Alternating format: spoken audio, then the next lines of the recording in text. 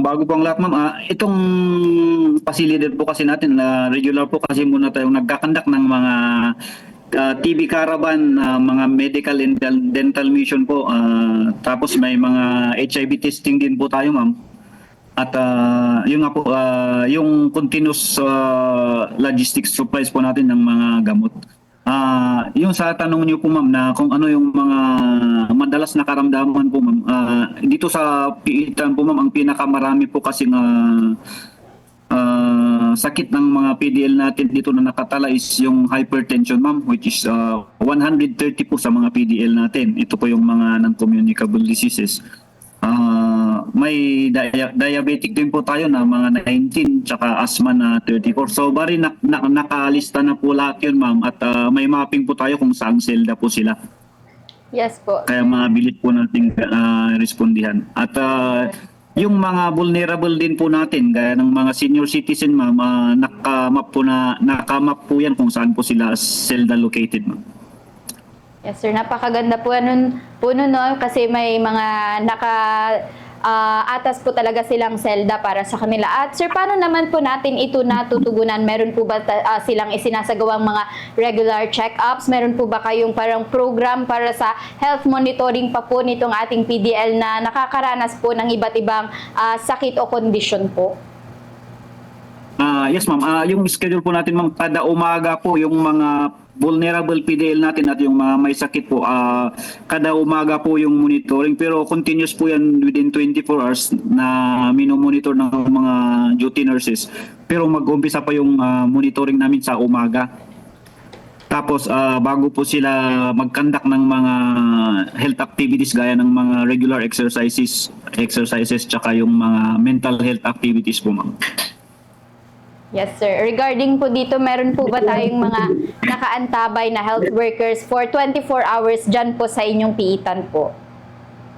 Yes, ma'am.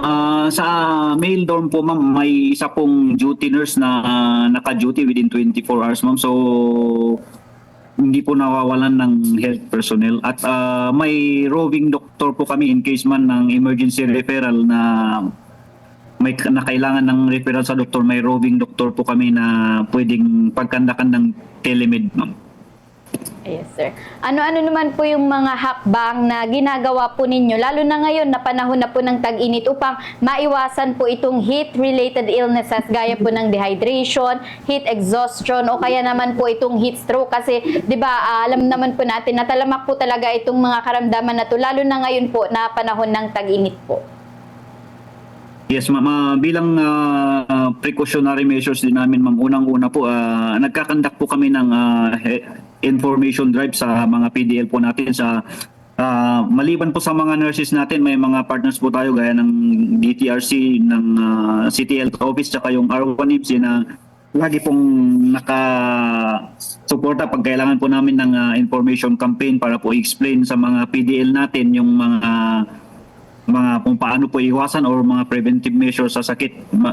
Tapos maliban po doon, may mga kinakandak po tayong regular medical and dental check-up para sa mga PDL dito po sa loob ng Piitan.